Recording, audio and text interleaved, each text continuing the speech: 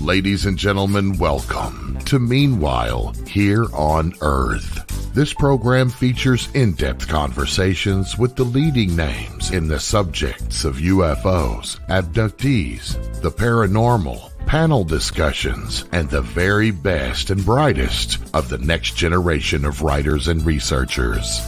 Meanwhile Here on Earth, the show breaking new ground in alternative talk with your intrepid host, veteran investigative writer and researcher, Peter Robbins.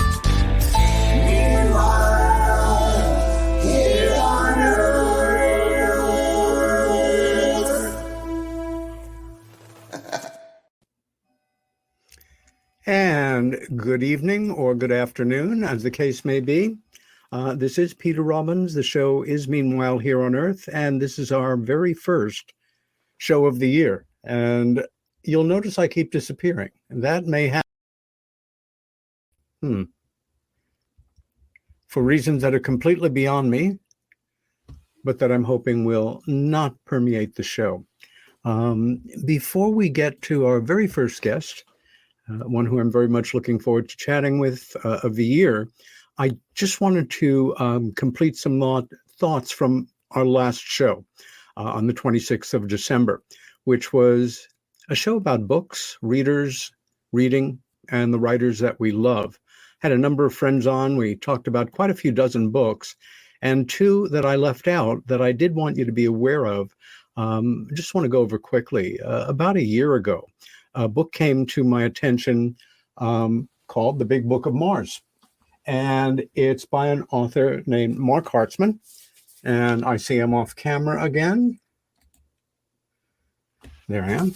There's The Big Book of Mars. And it's a great book for everybody that loves Mars and has since they were kids. Very photo rich, all kinds of information, beautifully laid out. And that led me to another book of Hartzman's, which is called Chasing Ghosts, which is his relative adventures in the world of ghost hunting and all things spooky and paranormal. These led me to the book I wanted to discuss with you, or just mention to you tonight. It's just fun from beginning to end. It's historical fiction, and it's called The Embalmed Head of Oliver Cromwell.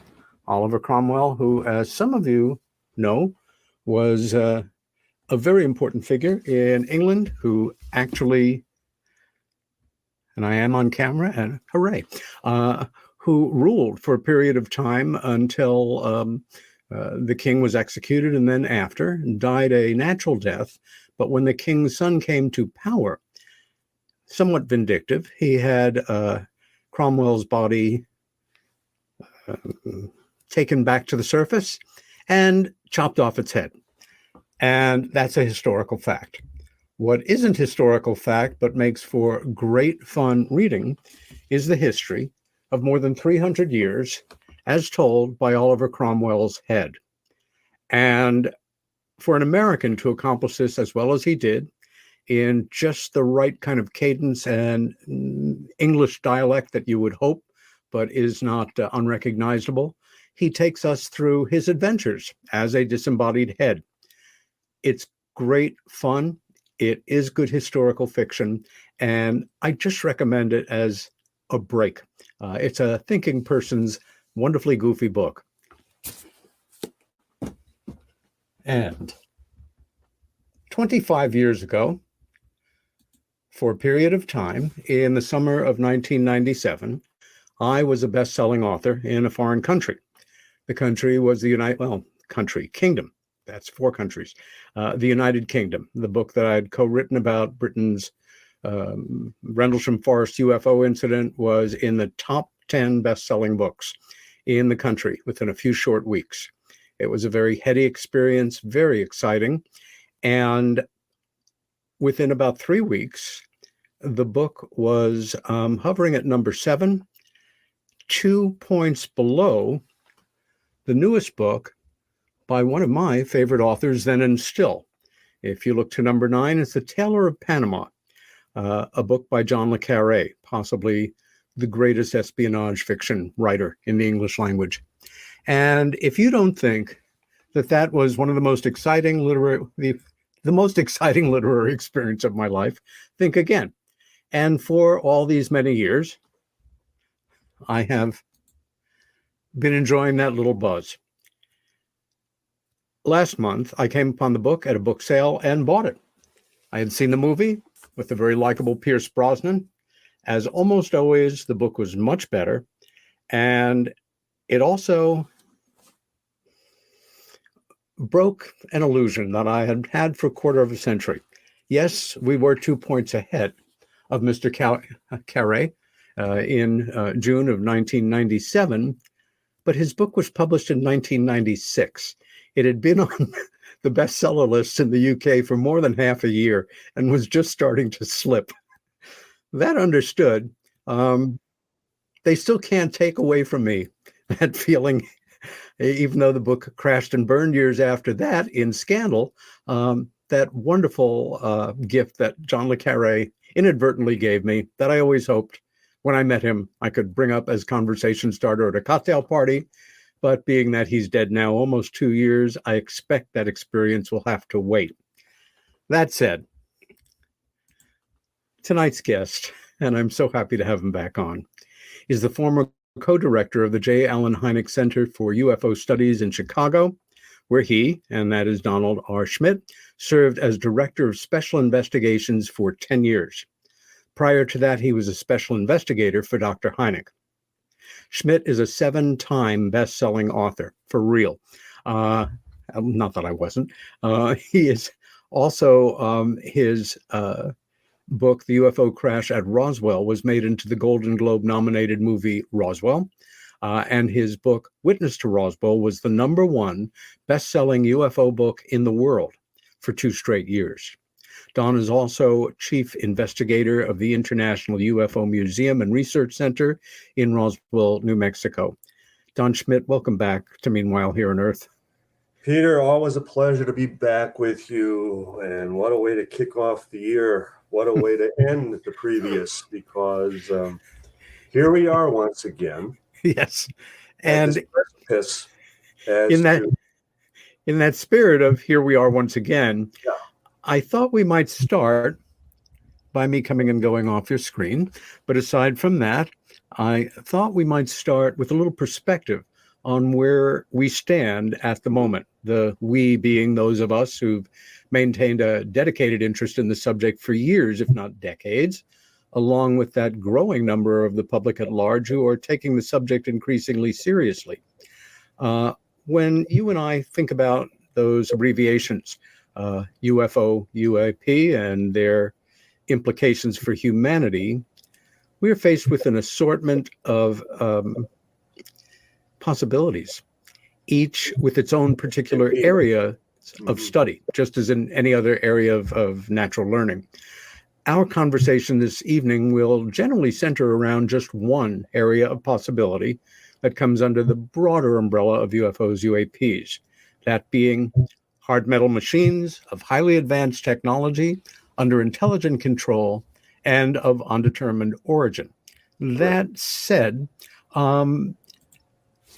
could you or I have imagined half a dozen years ago even where we would be right now in this, I'll say, post-disclosure era?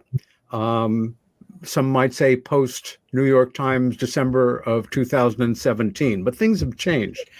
Could you have imagined this really half a dozen years ago, where we are right now compared to where we were for 70 years? Yes and no. And for this reason, I often have mentioned how I would hearken back to the time that the Air Force was officially involved. We had a common phenomenon that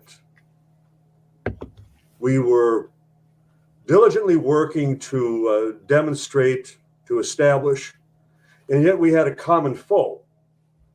And the idea that it was a branch of the United States military, no less, United States Air Force, that clearly was running interference was not playing fair with the facts, was doing all they could to essentially deceive the public as to their own ignorance of what they were dealing with. And the fact that their very scientists, their very consultant, Dr. J. Allen Hynek, who would start out as their chief debunker and then would, arrive at this epiphany. It was slow in coming, but nonetheless, that Hynek realized that we were dealing with an actual phenomenon, that there were cases that could not be explained away. And Hynek finally had to accept the fact that all of these witnesses, whether they were military or commercial pilots or even civilians, in many cases were PhDs, were teachers, were scientists who were beyond reproach. That they couldn't all be liars. That they were all describing the exact same phenomenon. Yeah. And so the irony that the Air Force would wash their hands of it with the disbanding, the closing down, the shutting down of Blue Book at the end of 1969. Hynek would start the Center for UFO Studies in the fall of 1973. I would start on with Hynek right out of college in 78. And we've come this full circle. We're back to where many of us had hoped the government would take us at that time. And we have to be careful that we don't treat this as anything that outstanding, that new, because we had the potential of the congressional hearings back in 66. And we had the likes of the late Dr. James McDonald. Yes. Who in many respects was way ahead of the game, way ahead of even Hynek, in his acceptance that we were dealing with something, we were dealing with someone else's hardware manufactured off this planet. And to see McDonald raked through the coals by no less than the late Senator Ted Kennedy. And Kennedy trying to, because at the time, McDonald was a big supporter of supersonic air travel, the SST. And for whatever reason, Kennedy felt it was a lost cause, that we are not going to be able to have commercial aircraft that are going to travel supersonic. And he tied McDonald in with this technology, and that just for that reason alone, he shouldn't be trusted, he shouldn't be believed. And now on top of it, he's claiming we're being visited by, as far as aircraft from another planet, that type of thing. So it was the same politics that was being played back at that time, back in 66. Now, granted, that's way before our time, Peter. But nonetheless, we have to learn from the lessons of history. We have to be careful that if we allow UFOs, UAPs, to once again become a political pawn, we won't advance, we won't move the ball any further than it had moved back at that time. Before we go on, Dr. McDonald, for both of us, has been a real hero. True hero. He literally gave his life for the subject, Yes. not even allegorically, and suffered tremendously the humiliation of ridicule. Yes. And when Kennedy decided to really put the pressure on McDonald, he didn't do it himself. A senator from New York named Ryan humiliated Dr. McDonald in the voir dire, so to say, and wired him up completely with flying saucers and little green men. And so what if he's a distinguished atmospheric physicist and just the right person for this job? He believes in flying saucers, so he's nuts. If one believes in karma, maybe it's just an accident of fate. Ryan was contacted right before the tragedy in Jonestown, Guyana, by constituents of his who were in the Jim Jones cult, and he took it upon himself, I think in part, as a matter of showboating and wanting to put himself on the international stage, he flew down there and he was flew shot down to to death on the Jonestown. tarmac. Yes. He didn't get out of that. He just got out of the airplane and he was dead. And I couldn't help thinking back, anyway, the lessons of history right now relative to the subject are in struggle. Life is expansion and contraction, as are historic events. The expansion of the beginning of this process, I won't even call it a disclosure process, but it is on a certain level by definition, in 2020 was the most extraordinary expansion that those of us in the field of general UFO studies had experienced, period, from the get-go. Things seem to have taken a turn and changed, and may well have. But it's natural that a contraction will follow.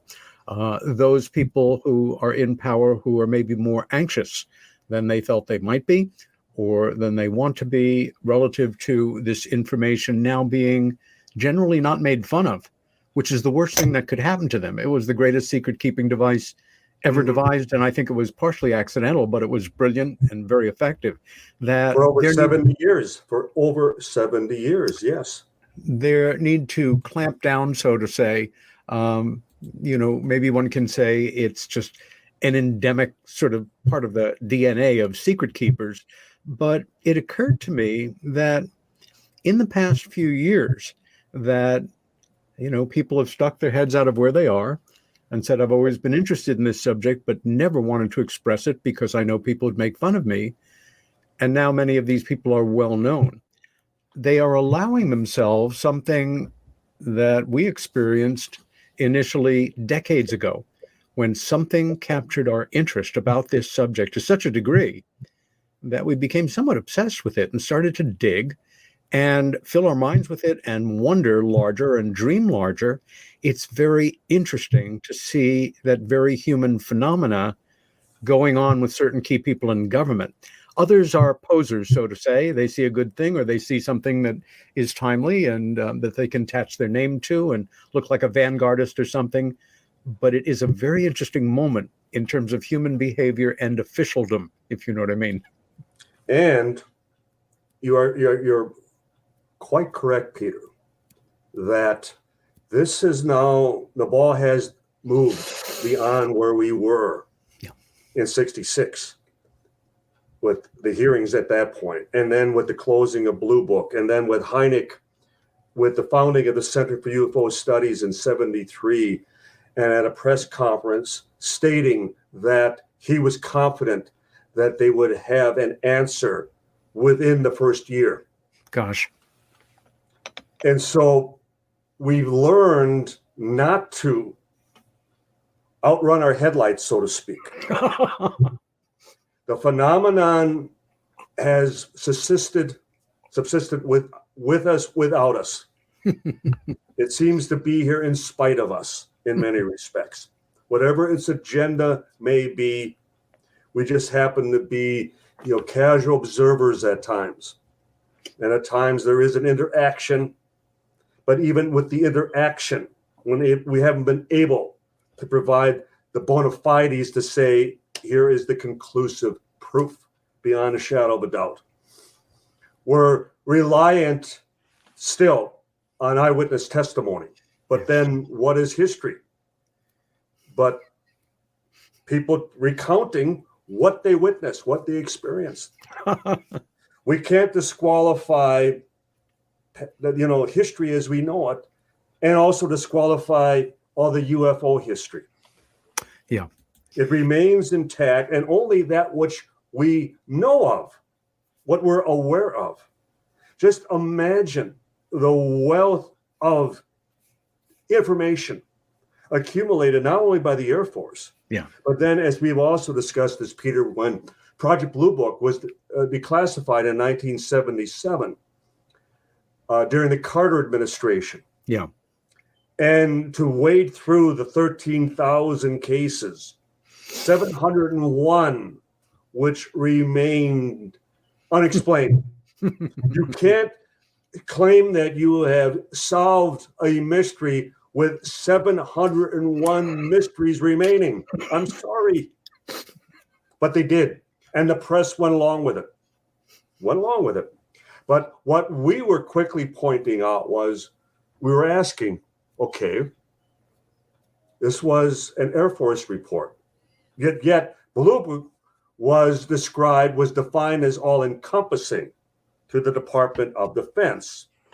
And yet we were asking, well, where are all the Navy reports? Where are all the Army, the Marines, National Guard? There were about a dozen Navy reports of those 13,000 case investigations. Yeah. And yet the Navy has greater global coverage than the Air Force certainly does. What became of all of their investigations?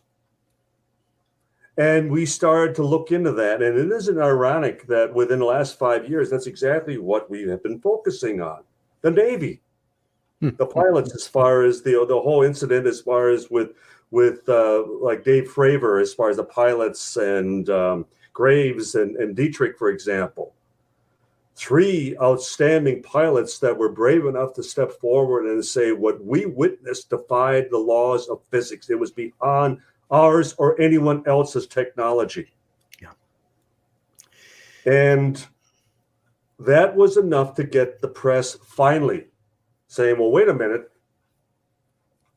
There's something here. We don't know what it is. We're going to lean towards it being someone's technology of an earthly nature. But nonetheless, maybe we need to, come up to speed. Well, I'm still waiting for a reporter to say, I've looked back at the history. I've looked back at the shortcomings. I've looked back at a lot of the cover-up nature of this situation. And there's got to be more here. And sadly, because we're dealing with the 24-hour news cycle, yeah, we can understand how they aren't going to catch up to this. They're not going to become new experts on the subject. And that's where you and I, and that's where our colleagues need to always step to the fore and remind them that we have a tremendous wealth of knowledge concerning the subject. Because while the Air Force was playing the shell game and saying, don't look behind the curtain, we were pulling it back every chance, every opportunity we got. And we saw that there was a phenomenon that defied earthly explanation. And isn't it wonderful that the media and the government is finally looking into it? And it's like, well, welcome aboard. But the train left 75 years ago. The term cognitive dissonance. Of course. I think it really applies here in that those individuals who have rejected this premise, which for us is more than a premise, because in one way or another, it's really too uncomfortable to incorporate, to contemplate, to seriously consider. Because if any of these allegations are true, then almost everything that we thought we knew about certain areas of study in nature, culture, history are now open to question. And Yes. that is just too much bother to the established order. And so we construct our defenses, we construct our arguments, and for each one, we can parry back.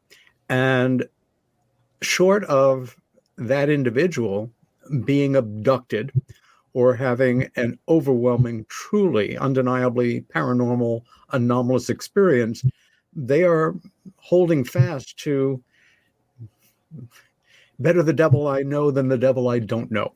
I think that this subject Exactly. advances arithmetically, not geometrically. And every day there are more people that take it seriously, understand they're in a climate where if they take it seriously in a more verbal way than just thinking about it, they're not going to get attacked or called, silly or what have you. All that's good. But question for you is, when I first contemplated what official disclosure might be and the challenges to it, the idea of saying we're not alone in the universe and some UFOs are machines from other places and we don't know where they're from and we don't know whether we have a problem, at least taking it that far would, of course, be amazing. But how can I say, the fact that we have a preponderance of evidence, people like you and I no longer have the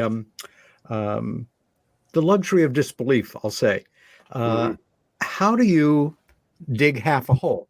How do you say we're not alone in the universe and there are other intelligences that come and go, and still do what we're doing right now and keep that barricade in place for anything remotely exotic? A crash not far from a small town back in 1947 called Roswell. Back engineering, alien beings created by aliens that are part us and part them, missing pregnancies, hybrid babies. We know somewhere there are meetings around these things. And from the results that we're seeing, there is a commitment to hold that line, to welcome discussion of the stuff that's safe to talk about. And now that includes extraordinary looking craft seen by official military observers and highly trained professionals. But how or where do you see this starting to break through or making that jump? Is it possible to even conceive of that right now? Well, one of the things that we've observed just even recently, the fact that they have expanded even the scope of investigation, whereas, heretofore it was limited strictly to aerial objects. The fact that they now are even considering underwater, hybrid craft that are able to, go into the water, come out of the water, and once again become, craft that we have, nothing even close to, and acknowledging that objects are being tracked at just unbelievable underwater speed that just boggles the mind.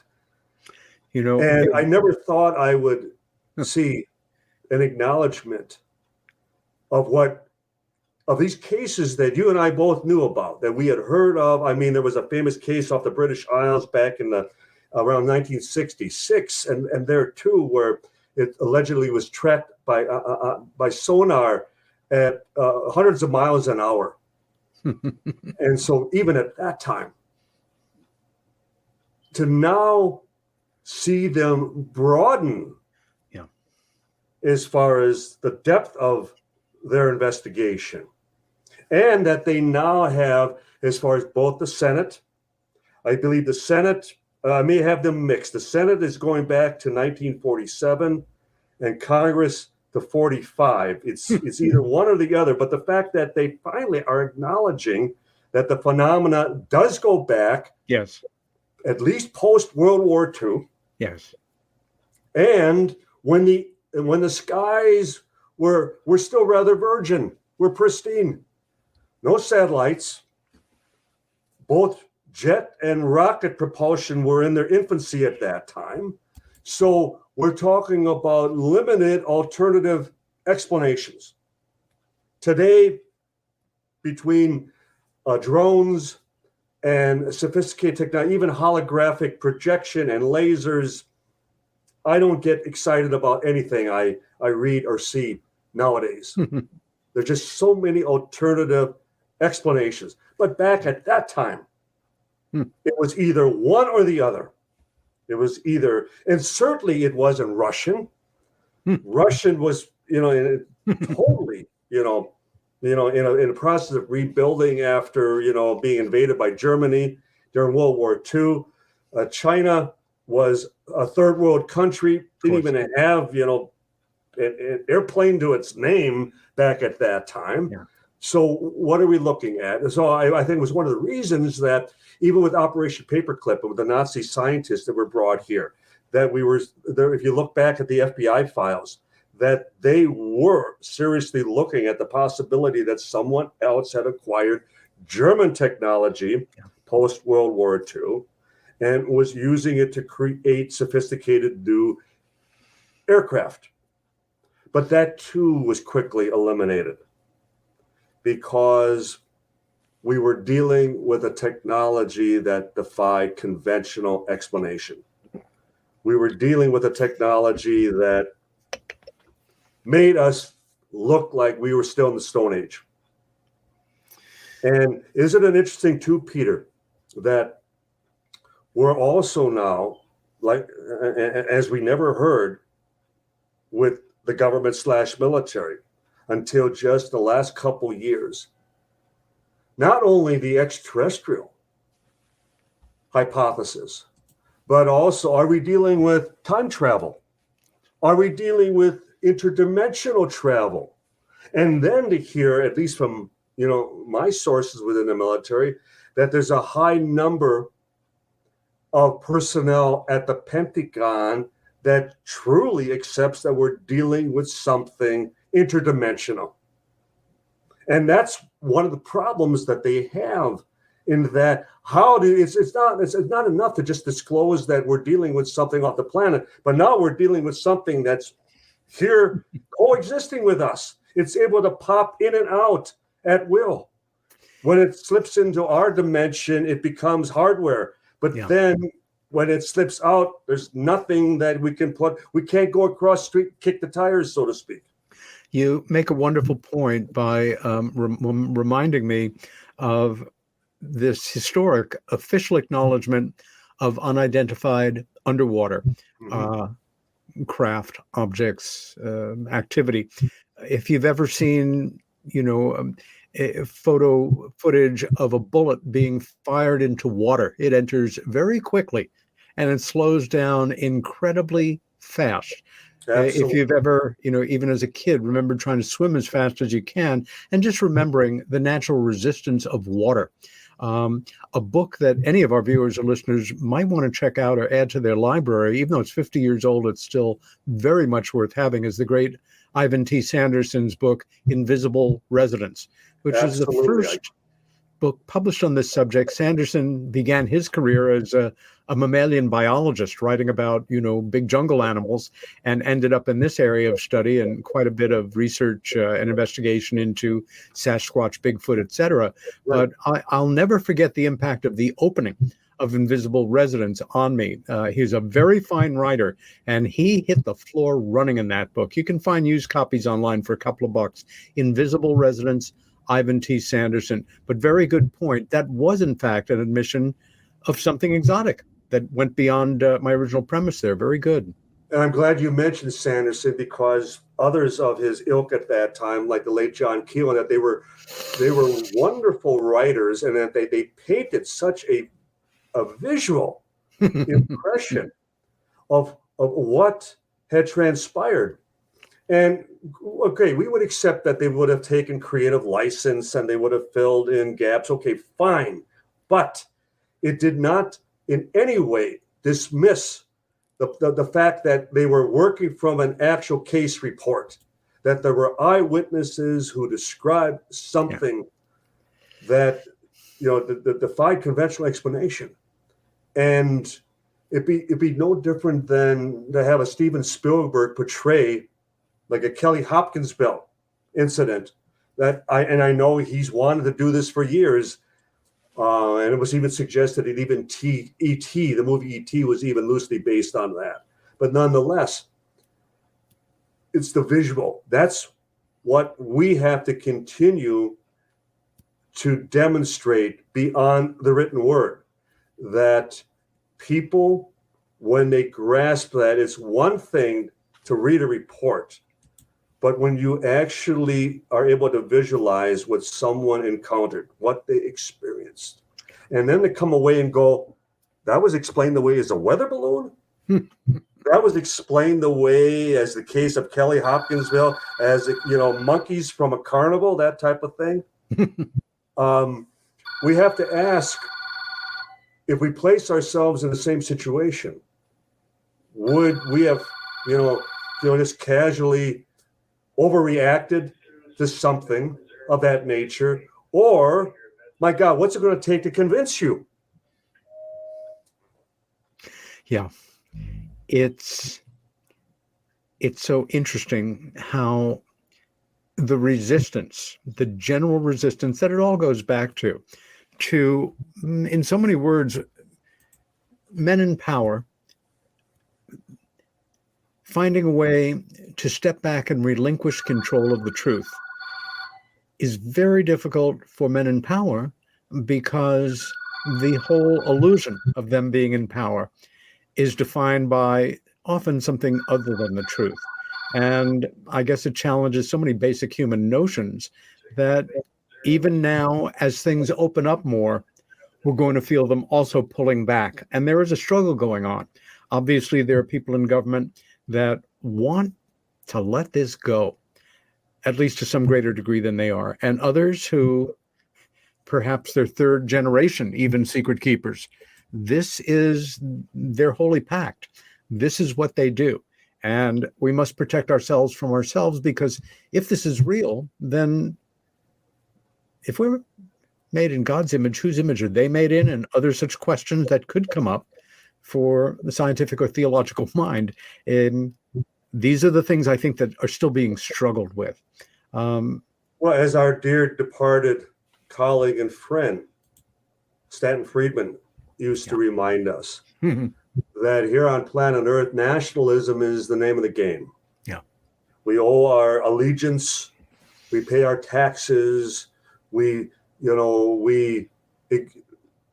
reside under the governance of, individual countries, individual elected officials, and that they're in that level of control.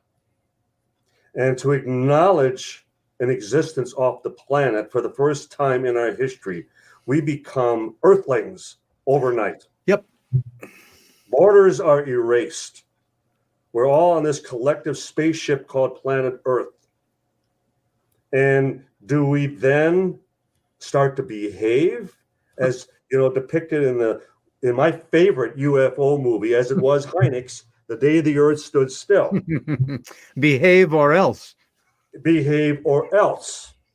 You are part of now the galactic neighborhood, and we expect you to be a good behaving neighbor. You will honor the covenant as we spell it out, and don't paint your house pink without our approval, so to speak.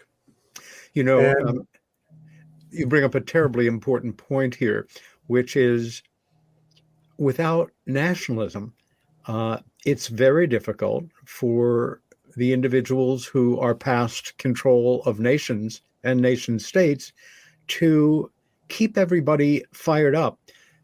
We're on this side of the line. We're the best. You're on that side of the line. We don't trust you. And we are involved in an activity we've been doing for several millennium. And I'll say man instead of mankind, because it doesn't really seem to be something that women have championed over the millennium, which is, you have crossed the line that we drew in the dirt, and so we have to kill you because you're on our side of the line. And that's the way it is. And again, all of the notions of decency that inform the best science fiction in so many ways, the best positive science fiction of, you've got to grow up a little bit before we'll even talk to you. And after 76 years now or so, you're not doing a very good job. In fact, isn't it interesting that politically right now we're in the same variations of usual nationalism versus nationalism, and then the sides being taken turmoil at the moment of this real revolution in a perception about UFOs and their implications. I don't know if they're hardwired in together, but it doesn't surprise me that they're superimposed in the same period of time. It also comes back to, Peter, why the curiosity? Why would a higher intelligence even give us the time of day? Now, granted, there hasn't been the proverbial landing on the White House front lawn. And again, to even cite Stanton Friedman, as he would point out that just imagine what is the primary theme that comes across to any outside force that is monitoring our daily radio and TV broadcasts and our just the newscasts of our daily behavior, that we're a barbaric species of people whose primary function is tribal warfare. So then the question, has anything changed in 2,000 years, in 5,000 years? When you think, I'd like to believe, and I remember I was working out at the gym at the time, and it was after the incident in Las Vegas with the mass shooting. And, everybody was commenting about how terrible. And of course it was. It was tragic beyond, anyone's comprehension. But I found myself quickly commenting, but keep in mind, I was telling people, 99.9% of us don't resort to that. We don't settle our problems, our disagreements that way. We do get along. We are good neighbors. Yes. And so, as Arthur would always espouse in, Camelot, we are civilized. And for those of us who feel we have matured to that level, and as you and I, Peter, have often, contemplated, are we ready? You and I have been ready for years. It's not going to change your life. It's not going to change my life at all. We'll be a little busier, maybe. And hopefully we would be. We won't be forgotten in that regard. But I always, and excuse me again for harkening back to Roswell. Please. And the reason I bring it up is whenever some, learned, professor will always, be quick to remind us, well, there would be this mass panic and there would be this culture shock and things would never be the same. And I go back to 1947 and I say, well, for those that were there at the time, and this was an unprecedented situation. There was nothing in the Army manual. They couldn't, they had to rely on their instincts. They had to just, do the job at hand and then contemplate what had transpired maybe days and weeks later. And then it hit them. But nonetheless, there was no panic. There was no mass suicide. These people, they lived out their lives. They worked their jobs. They even continued going to church from all accounts. Yep. And they were there. They experienced this firsthand. And they lived through it. Yep. And here we are, going on 76 years later, and we've grown up with the space program. We've grown up with Star Trek and Star Wars, and E.T. and Close Encounters. So we've been thoroughly conditioned. We have been educated to accept this, not to the contrary. And so we can no longer allow this to be a cop-out excuse. We're just protecting the public. No, you're not. You're protecting yourselves. You're the ones that are having a difficult time dealing with the acceptance, dealing with the very thought, the very consideration that we're dealing with an intelligence off the planet. We and for pointed those out of us who have been closely aligned with it, those of us who have been working on it every day of our lives, of our adult lives. We pointed out a number of times in our conversations that it's almost like we live in a world where there are sleepwalkers, many of them extremely decent people, but to whom this subject isn't even worthy of considering a reality, because the mantra, if it was, it can't be, therefore it isn't, therefore it's something else. And if it was true, there'd be no way to keep the secret this big. Well, wrong. It worked very well for a great deal of time. And the fact that we both personally know, it has been leaking out. There have been whistleblowers since the beginning. The problem is the media, as well as the public, have been conditioned not to accept it. So it's due to that level of ridicule. I mean, who's going to step forward and risk loss of their reputation, loss of their career? Yep. In describing something that is treated as though it is a totally a taboo topic. Boy. The late great Stanton Friedman also pointed out, and although he's such a pragmatist, I don't even know if he'd feel comfortable referring to him as a visionary, but he saw things a lot clearer, a lot earlier than a lot of us did. Yes, and he did. One of them was, this kind of noble idea that a lot of us like to hold on to, that at the highest levels of human governance, there's a certain a good quality whereby we want the best for our constituents, our people, our citizens, as opposed to just hold on like hell to the power that we have, say anything that we need to keep on it, and retire comfortably. What Stan pointed out was for governments per se, i.e., in great part increasingly under the pressure of the military-industrial complex, what this is all about is not enlightenment, it's not understanding, it's not unity with other intelligences, it's hardware. Right. Whoever can back engineer and crack and weaponize this first, they win. They've got the biggest gun around and they can call the shots. And that, unfortunately, is still what appeals to the minds of people who aspire to control the lives of the rest of us. It's a giant chess game. And you and I, partly of our job is to just keep addressing the nonsense that's put forward in place of rational thinking, of genuine evidence, of pragmatically moving forward. Well, we have to keep in mind, Peter, that the number one issue confronting Capitol Hill is national security. That they now find themselves questioning, why haven't we been briefed on this situation? Yeah. When our own state representative, Mike Gallagher, at the congressional hearings in June, actually brought up Malmstrom in 1967.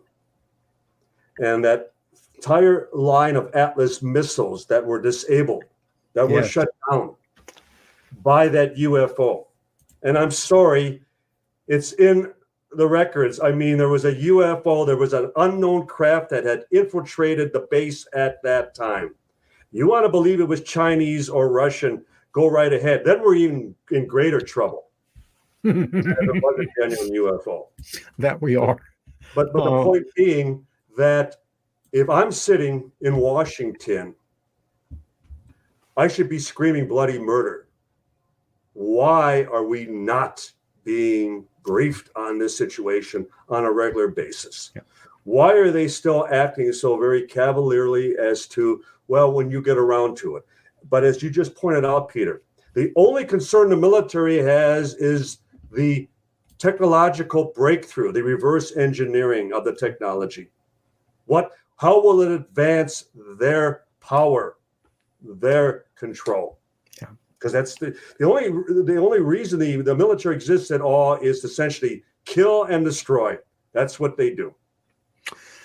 I have to say, for me, and I think for you, one of the most extraordinary byproducts of living the lives that we do is, in a way, an indication of the extraordinarily unique value that people come in together understanding that there is something real here and that it affects us all and may infect us all. Interesting choice of words, affect instead of infect us all as we move further into the future, which is that our work brings us into contact, has brought us into contact with people from all over the world, who we Absolutely. would have never possibly interfaced with, connected with, spoken with, become acquaintances, made friends with. And that's dangerous again for the forces that be. The moment you do establish a contact like that with somebody who previously was a stranger, the enemy, who represented the unknown, the challenges of the future, and it's demystified. You see yourself more and more as a citizen of the world rather than just your home country. And that makes you hard to control because your deepest instincts and impulses have to do with humanity rather than just the group that you're associated with, no matter how much you love your country or your fellow countrymen and women. All excellent points, Peter. And the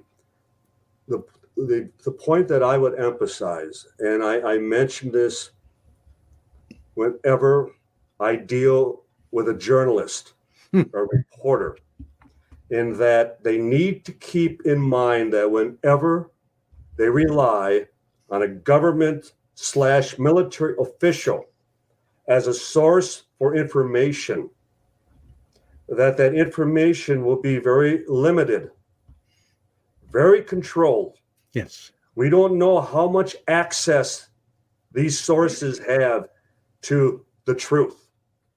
We don't know that they're nothing more than pawns, useful idiots that are just spreading disinformation. We don't know that. But in our case, the shoes that we walk in, we're not under such bounds. We're not under such control. That's why whenever someone talks about, well, I have a military source, yeah, but they're still connected. They're not going to say anything more that will potentially get them in trouble, lose their pension, put them in prison because they're under security oaths. You and I are not. And as a result, I have often felt that they see just how far we're going to push the envelope, how far we're going to take this, because we're doing the job that they can't. Yes. Peter, I can't tell you how often I have had high-ranking military officers take me aside and say, we wish you all the success in the world because you're doing what we can't. And they're applauding us on the sidelines. And so I think it's one of the reasons that has compelled me all the more to stay in the race. And as you've heard me say in the past, it doesn't matter who wins, because when the truth comes out, we all win. We all win. Doesn't matter who. The fact that, we live with statements like the truth shall set you free. I'm not sure. It may be a dark freedom for a lot of people, absolutely realizing in an undeniable way, but it's simply the way that it is. And you can live in a fantasy or understand that the fantasy, right? That you've been accusing others of living in. And it before we go to break, it reminds me that, yes, we have not bound by an official pledge of secrecy. We are bound by our honor, our conscience, etc. But when we enter the wonderful world of UFO research, for lack of a more inclusive term, we basically walk into a Wild West saloon where it's a little like the scene from Star Wars, and you have people who take positions, who are well known in the work, who are lesser known in the work, who are looking for a reputation, who will make allegations of things that they can't fully prove and that you cannot prove that are wrong. And so it's, believe me, because I know I'm telling the truth when I'm really not, but this is kind of an exciting place to be right now. And, it's just flying saucers anyway. Who's really telling the truth? You really want to grab people by the shoulders sometime and shake them, but they're invisible people in the internet. Well, as you and I both would say, we're talking about the biggest story of the millennium. Yep. We shouldn't have to defend our involvement. I mean, I question, how can you not be excited? How can you not be enthralled and just, craving information on a story this big. And we're in the midst of it. What an adventure. What an adventure. That we are. And we have just blown through the first hour of our adventure for this show. We will be back in 4 minutes. Please return, and we'll see you back here then.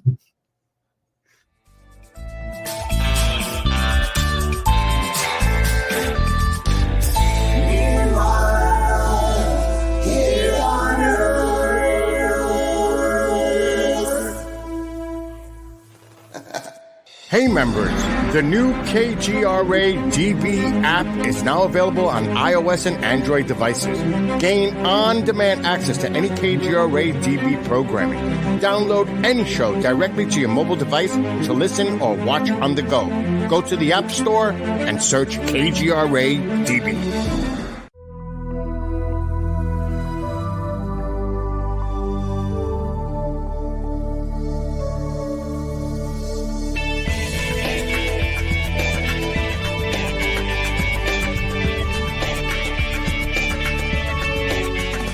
Are we alone in the universe? The most important question facing humanity is on the verge of being settled once and for all. The Mutual UFO Network has been at the forefront of this journey for nearly 50 years. Our members worldwide are dedicated to the research, documentation, and awareness that will shape the future of humanity. Won't you join us?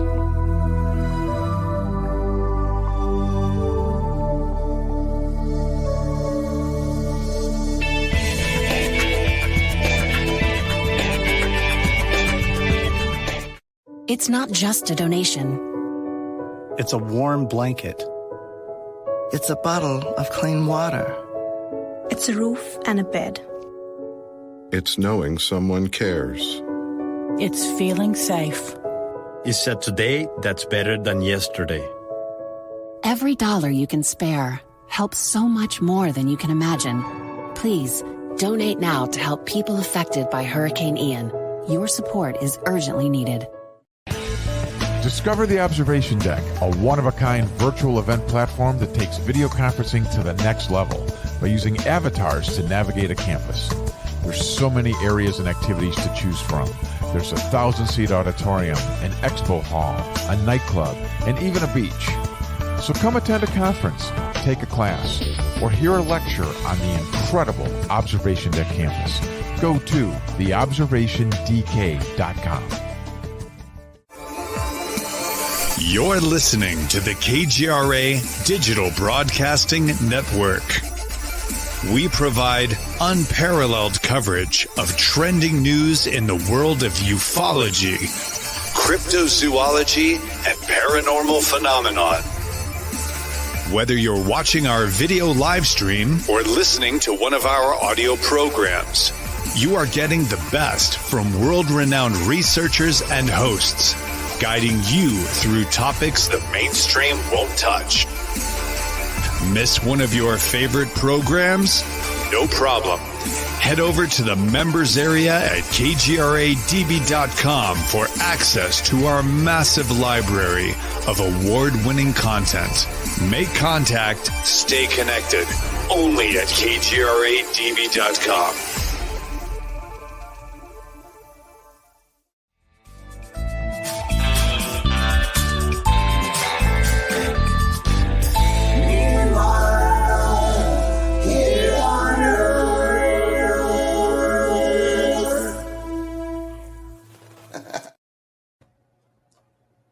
We're back with Meanwhile Here on Earth with Peter Robbins and my special guest to start the year off, Donald R. Schmitt.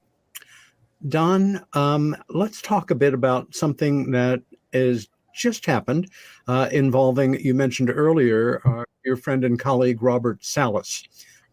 Robert, as many of you know, was involved in a nuclear missile UFO incident where these what are theys literally shut off the ability to launch in 1967. Bob has been a very vocal and very outspoken and very articulate proponent of paying attention to these many reports, which any one of them should be enough turn is a real paradigm shifter.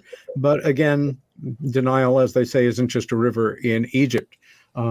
Just last week, on the 24th, Christmas Eve, Bob said, quote, "I've recently been contacted by an intermediary to provide testimony on the 1967 Malmstrom Air Force Base UFO incidents to the All-Domain Anomalous Resolution Office."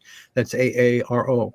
"I have also participated in providing names of other witnesses to nuke UFO incidents. Hopefully, this request will eventually result in public congressional hearings on this important topic. I and many others have been active in the disclosures of these incidents over the span of 27 years. It is finally getting the attention from Congress it deserves. Those shown have previously served in the House or Senate." Sorry, that's a note from a photo. But let me get myself back on camera here. We have seen Bob time after time come forward with other extraordinarily worthy of respect colleagues who have had similar, in some cases identical incidents. Do you see this playing a part in advancing the dialogue, so to say, or do you think it will continue to kind of be in the back shelf for people in power? Well, we often contemplated at a time when hundreds of the Roswell witnesses firsthand were still with us. And should we have ever had our day in court, an opportunity to finally,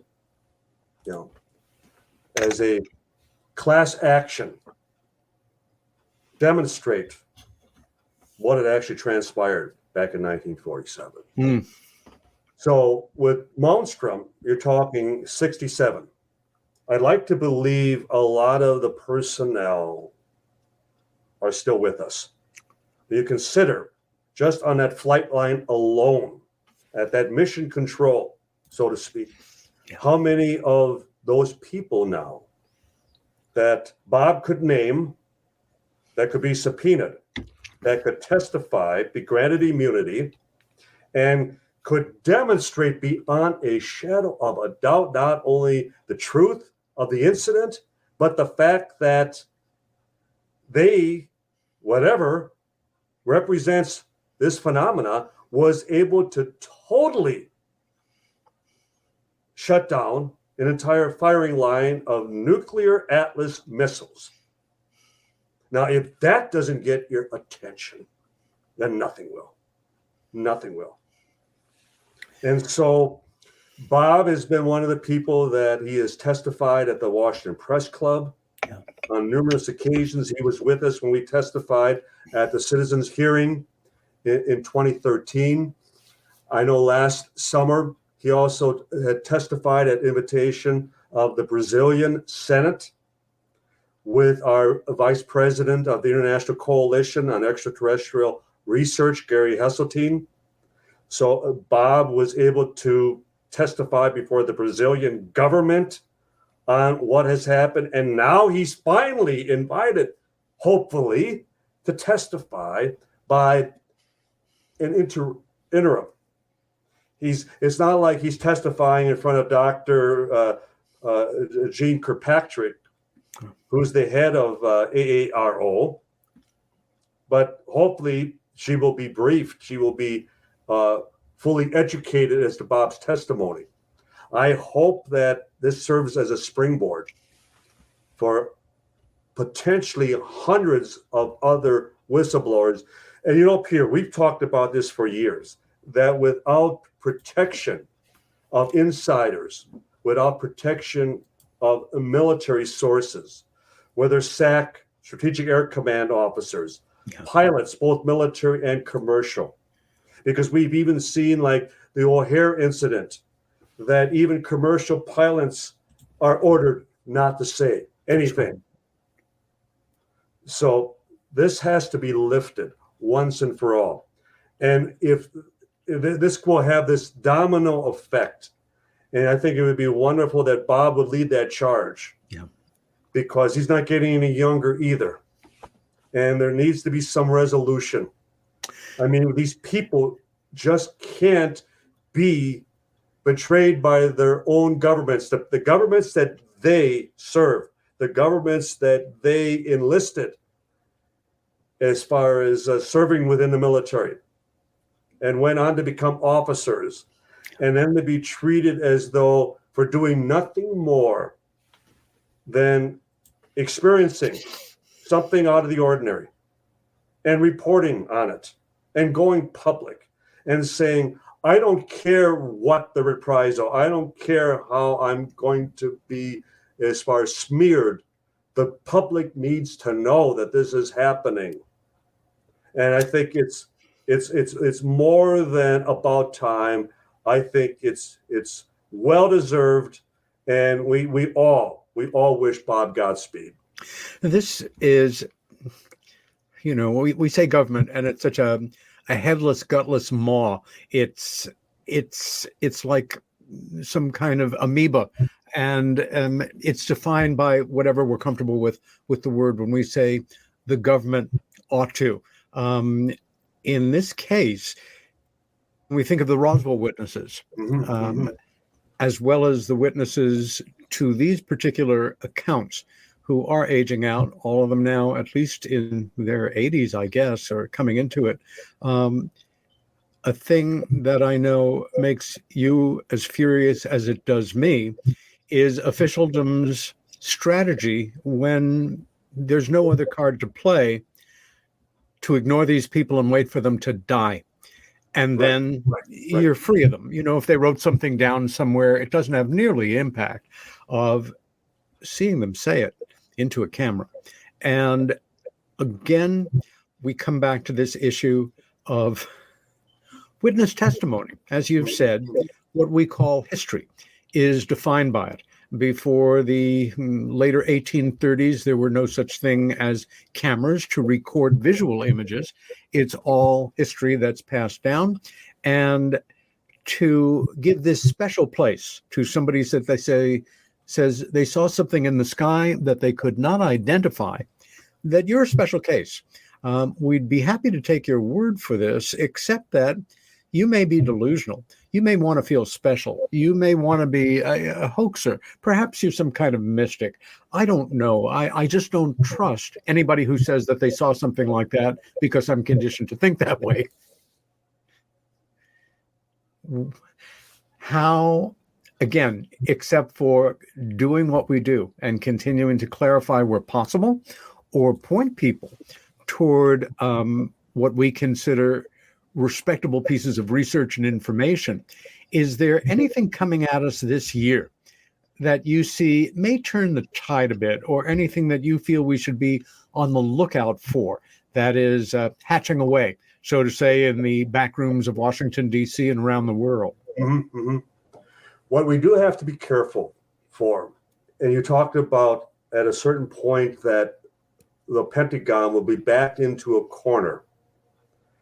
And in what way would they push back? Well, we know, again, based on history, that as the Air Force was under greater and greater scrutiny, specifically by the media, and then after the Dexter Ann Arbor situation in 1966 in Michigan, and you had then Michigan Congressman yet to become president, Gerald Ford, who was one of the instruments of the congressional hearings at that time. Yes. And we need a number, we need beyond a Gerald Ford, or as we had working with the late Congressman Stephen Schiff of New Mexico, and before him, the late Senator Barry Goldwater of Arizona. We need a number of elected officials. It's though Washington always allows one individual, they put him out on the limb or her out on the limb, they dangle them as far as to see what the public response, what the reaction is going to be. And they're not brave enough to unite, circle their wagons and say, we're going to get to the bottom of this once and for all. And what I'm concerned about is that, as we've demonstrated in the past, that we will give the Pentagon so much time to prepare a report. Well, they were supposed to have completed their report by the end of last year. Actually, by the end of November. Yeah. And here we sit once again. We provide them with an out as though this is the first time. But they've done this for 75, going on 76 years. So what we have to be careful of is that the Pentagon doesn't say, well, to demonstrate just how genuine we are, just how willing we are to cooperate, we're going to allow a private study outside of our ranks. So we would have a repeat of the infamous Condon Committee that we had in 66 through 68. All preconceived. It was a whitewash, as Hynek himself even called it. They had a mission, and it was not to look into the reality of the phenomena. It was essentially provide a scapegoat for the military, for the Air Force at that time. And I'm concerned about the fact that now NASA, just out of nowhere, because NASA wasn't willing to look at this when Jimmy Carter was president. Not at all. He asked NASA to look into it, and they refused. But now they are. When they can't even launch a successful rocket to the moon after 50 years. But now they're going to look into UFOs. And we should all pay note of the fact there isn't anyone knowledgeable on the subject that's part of their committee. Not a one. Not a one. So I think we're still dealing in part with this decades-old dynamic of, look, I've got my certificates and my diplomas. I've got my PhD. I've got tenure at a respected university. I've published books and papers. I've spoken at international conferences. I know my astrophysics or astronomy or whatever space science I'm involved in.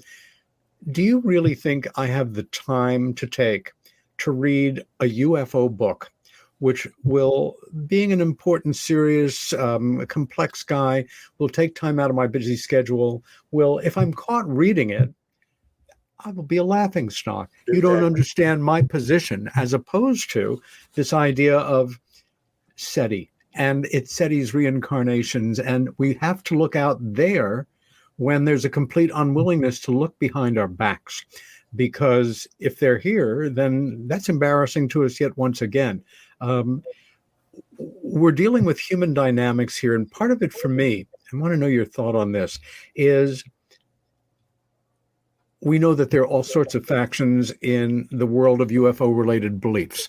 And I think part of the problem is that people want end or answers. And those are the wrong questions to ask. Are they good or are they bad? Are they taking people or aren't they taking people? Do they want to organize us into joining the Great Confederation and being, one happy giant galactic family, or do they want to eat us for dinner? I think that we're dealing with all of these, not the dinner aspect necessarily, but we're dealing with so many possible other intelligences, other civilizations, if you will, other overriding principles or directives that they have, that we kind of choose our favorites. The wonderful X-Files mantra still dominates. I want to believe. And it's not just what I want to believe, it's what I don't want to believe. Right. Please don't let that be true. And so, number one, I think we're dealing with factions of people who, they're good, they're bad. I had wonderful experiences. Mine were traumatic. Therefore, you're wrong. No, you're wrong. When these are valid experiences on both sides. And is that an indication of my psychology, that I grew up defensive and worried and frightened that I'm going to see anything strange or new as a threat, or that I grew up to expect new things and welcome new experiences and make friends with strangers, and therefore I had an easier time?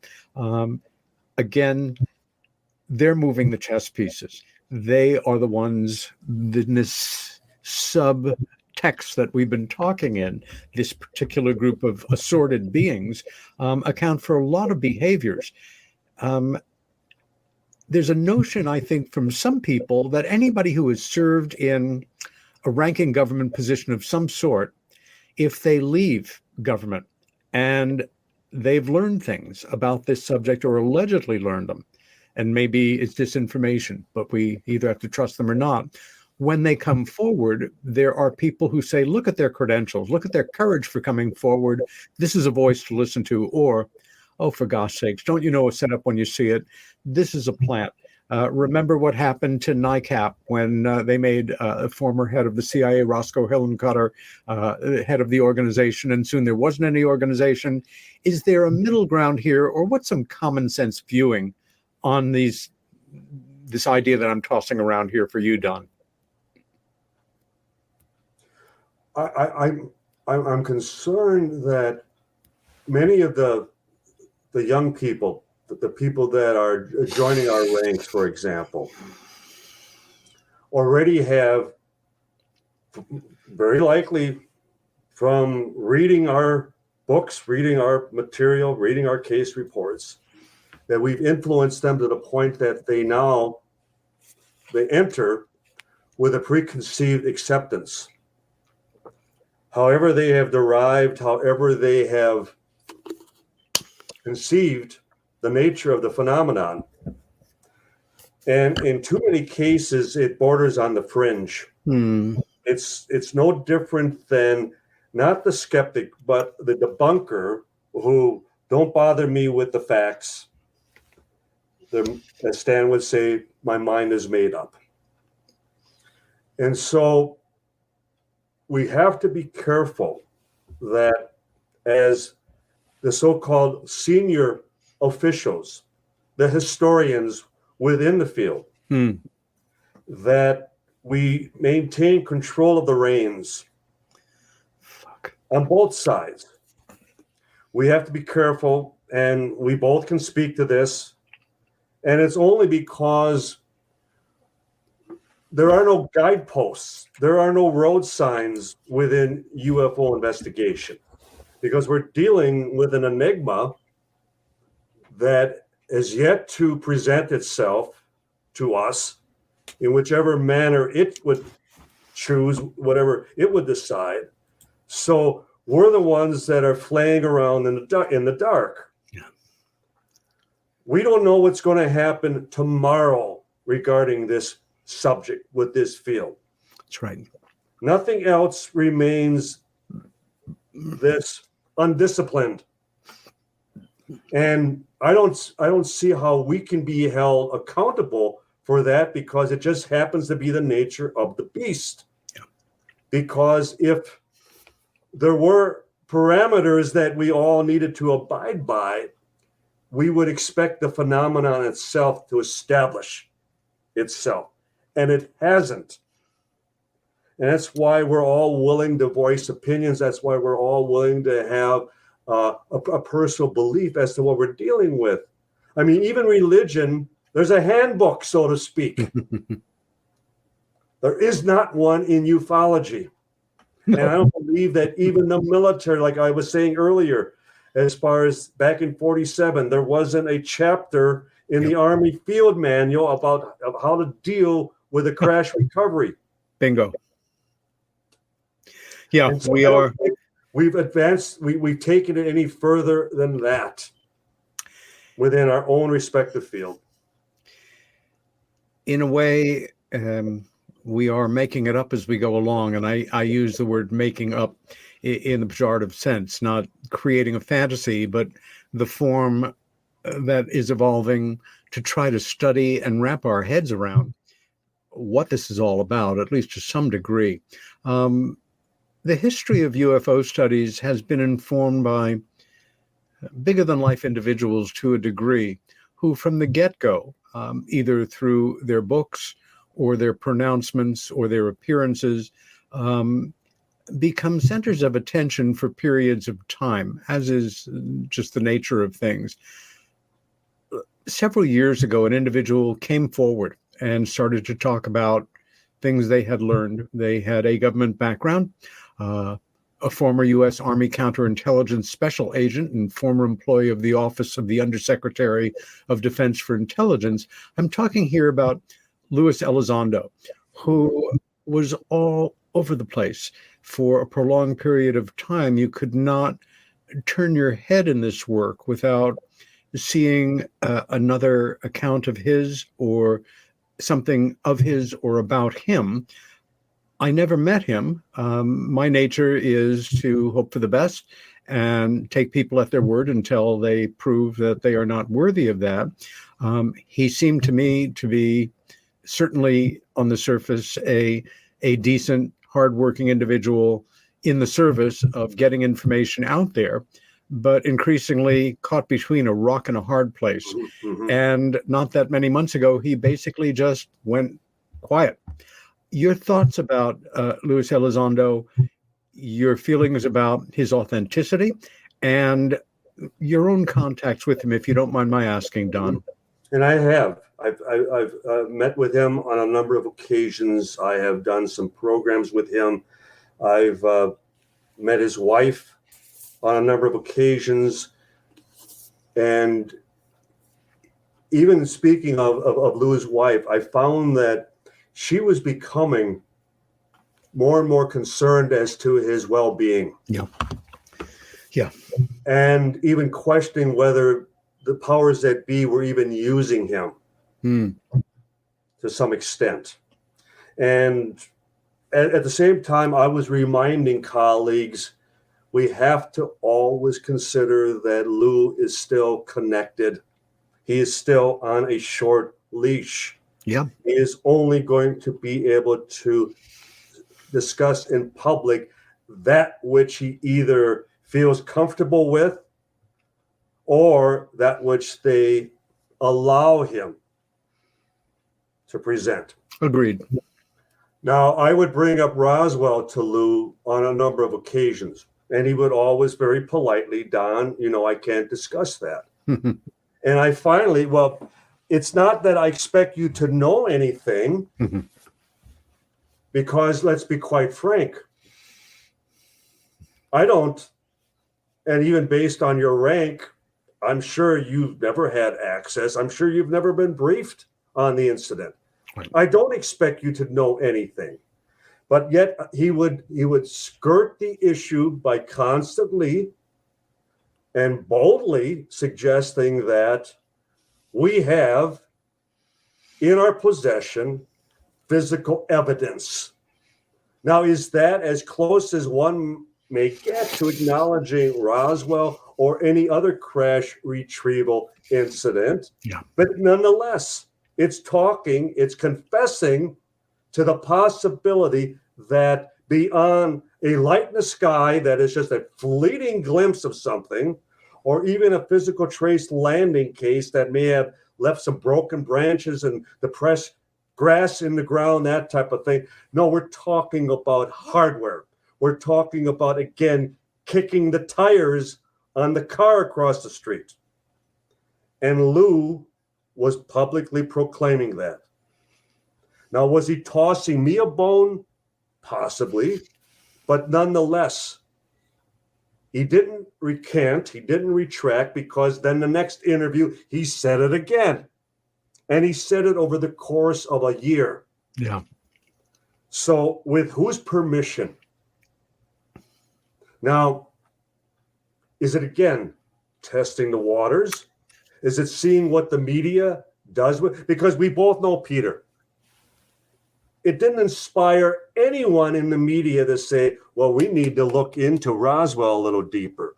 We need to, be part of this investigation of Wright-Patterson Air Force Base, or even Groom Lake, Area 51, and see what they maybe have hidden. Yeah. Fast away after all these years. I have yet to see that report. I think George Knapp may, jump at such an opportunity, but we know how far that would get. He'd get the door slammed in his face just as we would. So who dangled that carrot? Lou was the spokesperson, yeah. But who instructed him to say and admit what he did. And now that he has either been thrown under the bus or he's gone into some form of protective custody or some type of like a police protection situation, we don't know. And I need to make some phone calls. I need to, in fact, I haven't attempted to even call him in recent months, so I need to do that. But we've seen this before. We've seen where we've had someone who appears to finally extend the hand of cooperation just to have them snatched away, disappear. Or I can't tell you how often, Peter, we have had Roswell witnesses who were ready to go public, high-ranking military. And we would be, and then one occasion, it was to accompany us to Washington to actually go on the record and to give them another call. And they would come on the line and say, don't you ever call this number again. If you ever call, I will report you to the police. I have nothing more to say to you. I regret that I ever said anything, and don't you ever call again. Yeah. Been there dozens of times. So it's like we can speculate to a certain extent, but it's like, yeah, but I've lived it. I've seen it. You've seen it, where you've had a witness that all at once disappears. Yeah. And all we can hope is that they're safe, that harm has not come to them or one of their loved ones, which drove them into silence. You know, I think a lot of people who have no reason to think otherwise would see such claims as exaggerations or a romanticizing of what we do, or individuals trying to make themselves seem more important than they were. But the fact is, what you're saying is simply the truth. Mm-hmm. And you do encounter it in this work. And for anybody that thinks for a moment that even if we love our country, we don't love our country right or wrong, there are things where we have to come down on one side or another. And I think one of the most valuable things that you and Tom Carey, who you've written so many important, moving, extremely educational books. Thank you, Peter. It's simply a fact. You've earned the every bit of praise that you get about it, and you're a remarkable writing team. That there are, for lack of a better term, I can't even say bad guys, but people who are involved professionally in scaring people and making them be quiet. There is a dark side, to all this. And if I could cite, just two contemporary examples. Just imagine someone with the reputation, a former presidential candidate, a 2-star general, a major general, head of the Armed Services Committee, and we're talking about the late Senator Barry Goldwater. And for nothing more than asking at that time, chair of the Joint Chiefs, and he was before that Deputy Director of Research and Development, Curtis LeMay. I'd like to see the evidence. I'd like to see what you have at Wright-Patterson that you're not disclosing to the world. And he's told, hell no, don't ever bring this up again. And if you ever broach the subject again, I will personally see you court-martialed. Well, just imagine, it's so important that a higher-ranking officer would threaten court-martial for nothing more than bringing up this taboo subject that SETI and the debunkers and everyone else can just sweep under the carpet as though it's just so much nonsense. But then Senator Barry Goldwater is told, you'll be court-martialed for just bringing it up. a reserve general in the United States Air Force, and again, being threatened over something that the premise is doesn't exist. Let's remember, or is a misunderstood, poor crashed weather balloon. Right. Again, we can joke about it, but this is effing madness. It makes no sense whatsoever. And I think we all grow up, many of us do, with a sense of respect for authority, unless we grow up with a very different sense, and I can understand that too. But how authority is used to keep us deaf, dumb, and blind on certain subjects, and that pressure is always there in the background. And again, we've talked about this on different shows. You document it so brilliantly in your books. Thank you. I want to talk about somebody who's out there with a government background who most people are listening to, and who has a rather unique position in this work, and one that is evolving as we move forward. And that's Chris Mellon. Mm-hmm. You've spent time with Christopher Mellon? No, I have not so much as had a phone conversation or any form of correspondence, because he too, he's come late to the game. Yeah. And yet, as even his editorial statement in the Wall Street Journal, if that's correct. Yeah. He truly is championing, our situation, in that he's going after like Seth Salchek as far as like at SETI and others, that who are you to tell us what is actually going on when you've never been to the scene of the crime, so to speak. You've never even been to the state, so to speak. Yeah. And that you're the ones that are instructing us as what we should and what we shouldn't believe. You are the charlatans. You are the phonies, the hacks, who continue for no other reason than you're on the government dole. You're getting grants. You're getting special funding. It's your meal ticket. That's all it is to you. Don't ever talk about how the Christopher Mellons are profiting for promoting and advocating the truth about this subject. Yeah. It may come at a certain point, but at the moment, they're being attacked. They're being ridiculed. Yeah. And we're all being lumped in as being part of this cabal that are somehow, trying to overthrow their legitimate search for extraterrestrial intelligence, when, I'm sorry, they have failed miserably over the last 30-some years, and there's no sign that they're ever going to come up with anything. I would suggest, even right now as we chat, people go on Google or whatever your favorite search engine is and just type in Christopher Mellon. Get an idea of the background of this extraordinary public servant. He also happens to come from one of the most quietly powerful and influential families in the United States of America. He's smart, he's curious, and thankfully, he's a great communicator and a very good writer. And I just want to take a couple of minutes here and read the beginning of this new piece, because it is important and it's a good springboard for what may be coming at us over the next 18 months. This was published just on Christmas Eve, and it's called Unprecedented UAP Legislation by Christopher Mellon. Unbeknownst to most Americans, President Biden just signed into law far-reaching legislation that could soon confirm the existence of an alien presence on Earth. Talk about not pulling your punches. Right.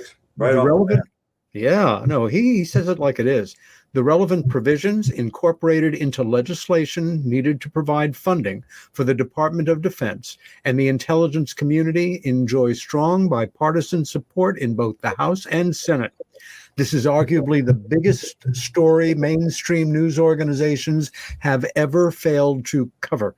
Among other things, this new legislation, 1, provides greatly enhanced authorities and resources for the, quote, All Domain Anomaly Resolution Office, AARO, which now reports directly to the leaders of the Defense Department and the intelligence community.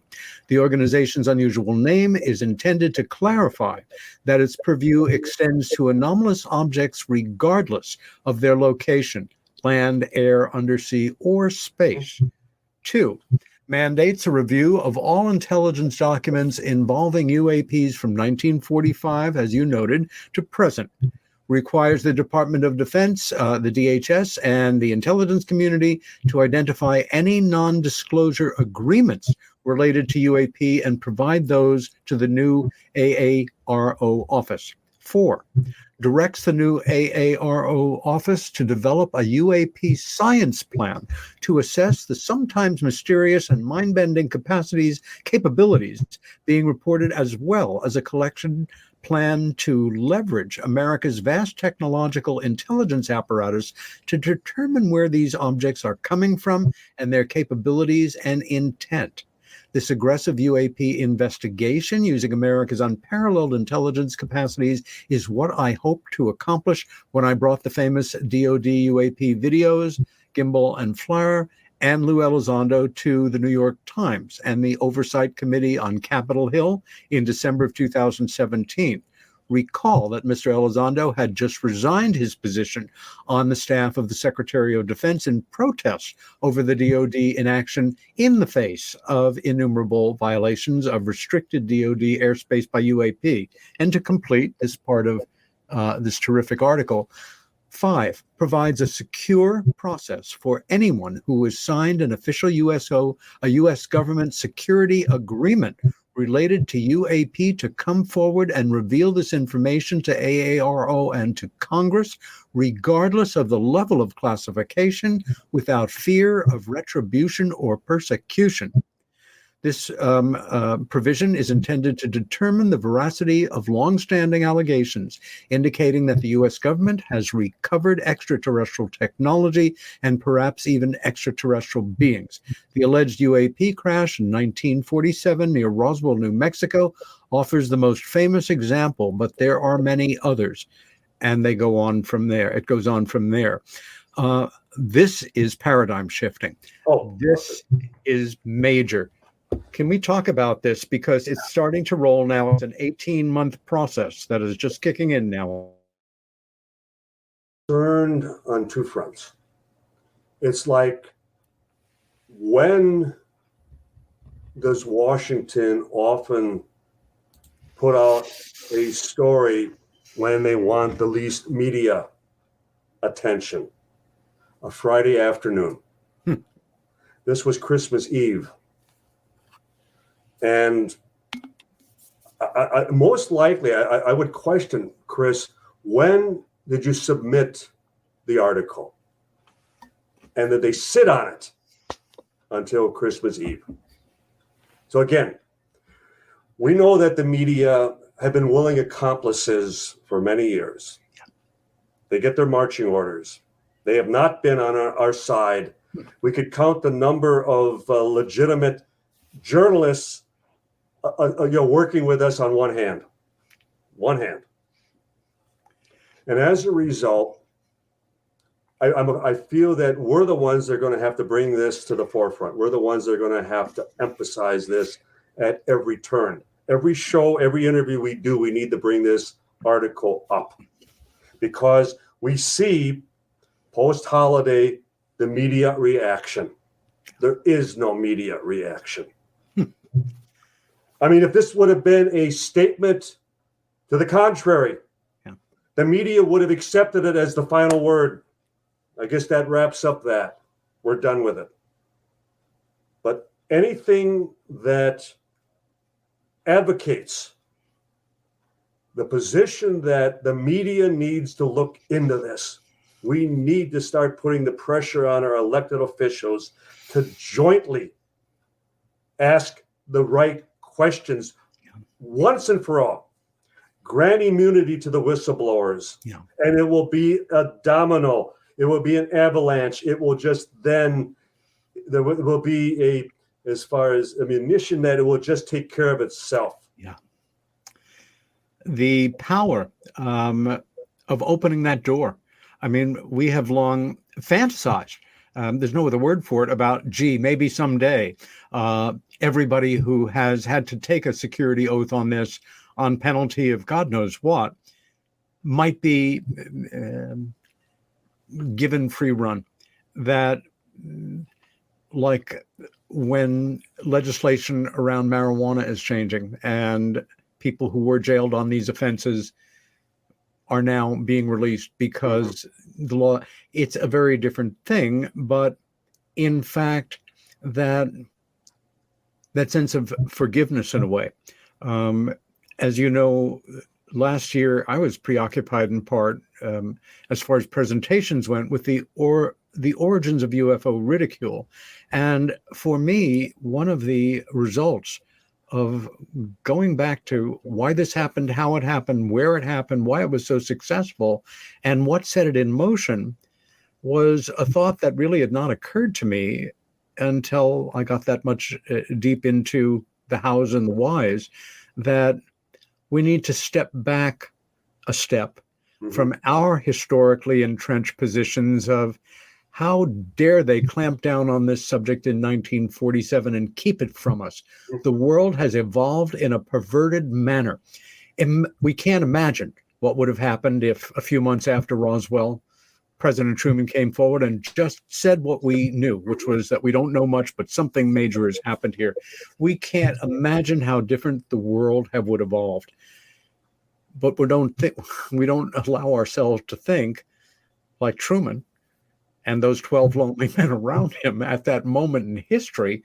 And I don't want to, again, romanticize or just make excuses for them, but to begin to understand what they felt that they were faced with, and that they couldn't handle it. And the best thing they could figure out was sit on it and try to figure out how to handle it. And here we are all these years later, decades later, still not handling it, but again, trying to a degree. I think you'll agree with me that one of the most healthy aspects of this opening, rocky as it's been over the last 5 years, has been the inadvertent connections and agreements it has created between political figures who, sadly, in American politics today, have become enemies, who have rejected, to a degree, compromise and the notion that it's all about winning and losing, which is terrible for democracy, as opposed to we have to meet in the middle on certain things, or else we have to just kill the other side off completely and then start fighting with ourselves about the nuances. The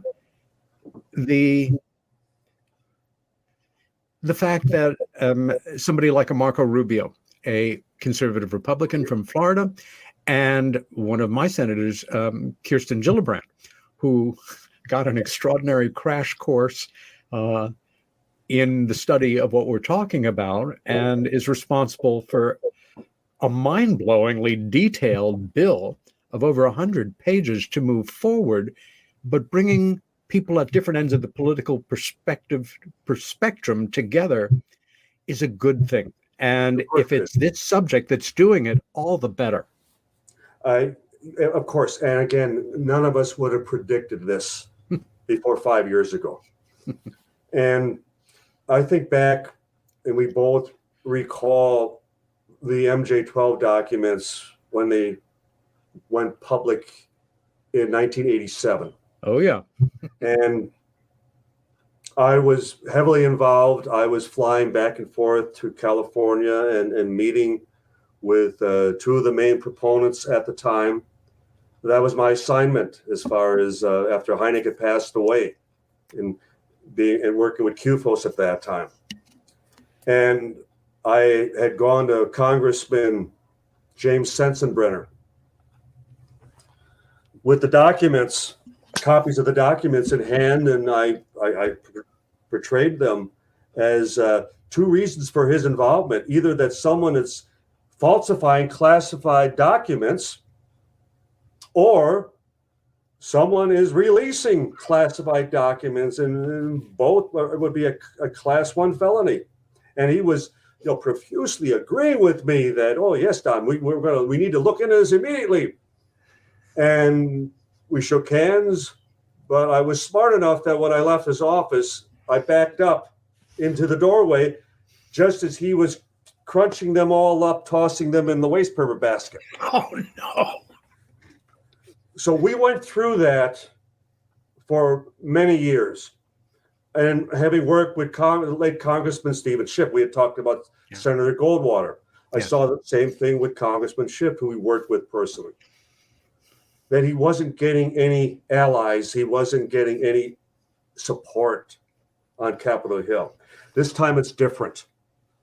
As far as you and I both are concerned, the taboo has been lifted. People that were never comfortable discussing this subject before are now openly discussing it. We may disagree as to the possibilities, but the fact that the phenomenon has now been acknowledged. Something is there. It's no longer weather balloons. It's no longer lights in the sky. It's something that is interacting with our aircraft, the best we put up in the sky. It's able to outmaneuver, outperform anything that we put in the sky. Yeah. It's able to shut down Atlas nuclear missiles.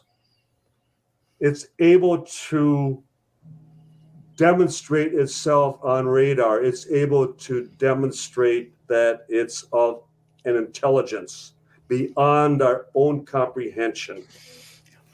We're all in kindergarten right now, including the Pentagon, as far as I'm concerned, because as I've often discussed with you, Peter, I still feel it's a cover-up of ignorance. They have the hardware, but they still can't find the on button. They still don't know what we're dealing with. And yet that they're in a position, what can we disclose when we don't have any answers? Yeah. We need to come together. We need to work together. And that's where Capitol Hill, beyond the Pentagon and beyond NASA, they need to also be talking to us, because we've been manning the store all these years. Yeah. They've been dabbling. They've been occasionally perusing the subject. We've lived it. Yeah. And our witnesses that we could provide could give them the best firsthand accounts they have ever heard. As you and I know, there are countries in the world, governments that have been with us for a long time, who have one by one started taking this subject extremely seriously. Absolutely. And as we evolve in our education in the field of UFO studies, at a certain point we learn about countries like Brazil, going back to the 1950s, where not only do they take this seriously as a philosophical possibility, but as a reality, with important case information, often in the past, certainly, coming out of the office of the president. And you may remember with me the Stephen Bassett's extraordinary disclosure event not that many years ago that we both took part in. There were two witnesses, and there were 40-odd witnesses. We were privileged to be civilian witnesses, but many of them were government witnesses and in military, and a handful of military pilots. I do not remember whether it was Brazil or Peru or Chile. It was a South or Central American country. And what we learned in their testimony was that they had both been scrambled. They had both seen an anomalous object as they approached it. They were not able to fire on it, and it didn't function. But the thing that I will not forget was they both mentioned that if they had a quiet day, they would sometimes have an assignment from their chief of staff or whatever to go give a talk at a local high school on the seriousness of the reality of UFOs. And I thought, can you imagine that in America? A couple of Air Force pilots on a day off giving a briefing to high school students on the reality of truly anomalous structured craft. We have a lot that we can learn from other governments. And Lord knows saying that has not caused riots or crises or had people burning down high schools or, drinking themselves to death or going to church and staying there. This can be accommodated. And it's the reason is for both of us that we have always relished the opportunity of speaking in public, and even at the elementary level, young children. Yeah. And I often would remind them next time they're out looking at a starlit sky that many of those stars that they observe for the moment no longer exist. Time is relevant. You're looking back in time. And the thought that as you may even wave at those stars, that there may be some young lad waving back from hundreds of millions of miles away. So we get into their minds at least accepting the notion that when we listen to officialdom, this essentially from the moment we're born to the moment we die, and we entrust them with our very well-being, both mentally and physically. That, as the old saying, anytime the government arrives and says, we're only here to help you, grab your wallet and run the other way.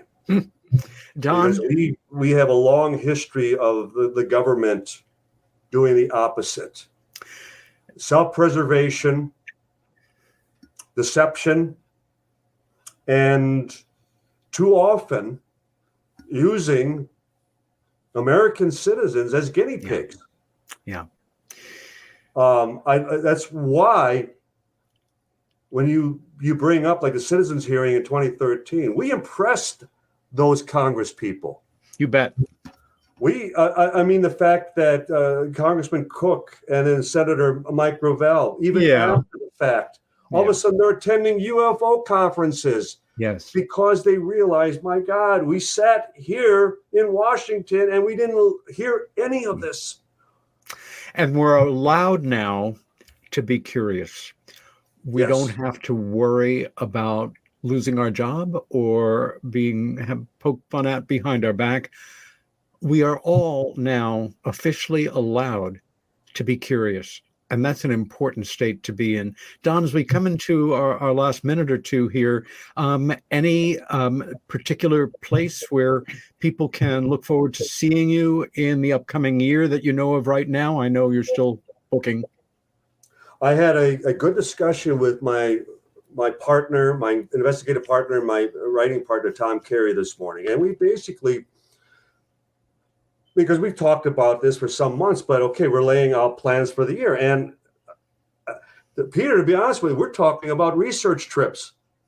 We're talking about still following up on things that we need to finalize, that we need closure.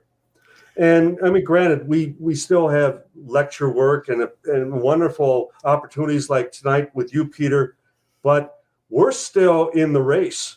As much as we've lost the race with The Undertaker, we still have all those great basket issues that we're now going back to. And Don, so there will be,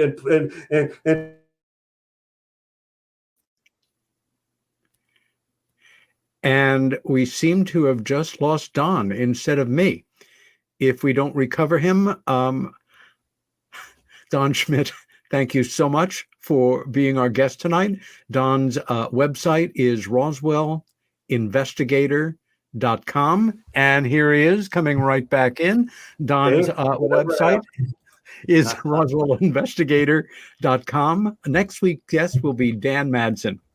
Dan is a writer, producer, publisher, editor, actor, and the founder of the official fan clubs for Star Trek, Star Wars, Lord of the Rings, Back to the Future, among others, founder and producer of the first Star Wars celebration, and played the part of Dams Denna, the Cadu handler, in Star Wars Episode 1 of The Phantom Menace, and These Things Just for Starters.